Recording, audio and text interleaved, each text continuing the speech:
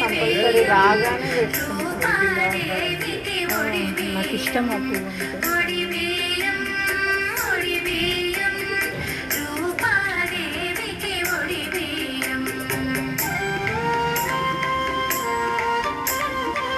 ఇలా చీరని లోపలైనా పెట్టొచ్చు, పైనైనా పెట్టొచ్చు. అలా పెట్టిన తర్వాత బ్లౌజ్ పీస్ని దగ్గరికని మూట కట్టాలి.